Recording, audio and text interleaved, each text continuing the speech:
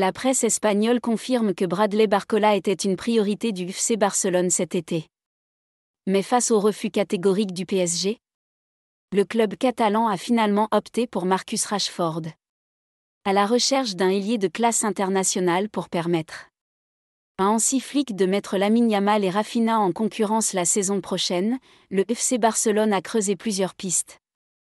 Nico Williams a longtemps été pressenti pour rejoindre l'Armada catalane, avant finalement de prolonger à El Athletic Bilbao.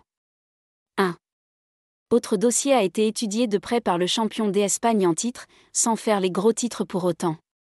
Le site spécialisé Carpeta Blaugrana nous apprend que les dirigeants catalans ont longuement espéré que le Paris Saint-Germain lui ouvre la porte pour un transfert de Bradley Barcola.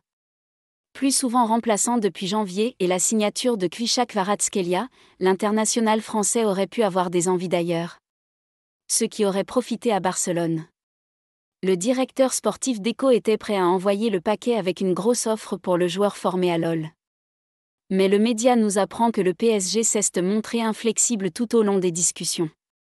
Comme avec le Bayern Munich, qui a aussi tâté le terrain dans ce dossier, Luis Campos et Nasser Al-Khelaifi ont fait savoir à leur homologue barcelonais qu'un départ de Bradley Barcola était tout simplement inenvisageable.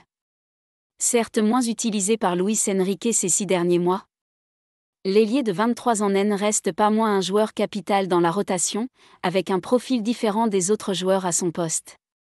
Preuve que le Paris SG compte sur Barcola à l'avenir et que le joueur ne se projette pas dans un autre club. Une prolongation de l'attaquant né à Lyon est imminente. Une fois le mercato terminé, les négociations devraient s'accélérer. Entre l'entourage de Bradley Barcola et l'état-major du PSG pour une prolongation, dont les conditions devraient être similaires à celles de Nuno Mendes, Vitinha ou encore Achraf Hakimi, avec une part de salaire fixe et une part variable, ce que Gianluigi Donnarumma a par exemple refusé.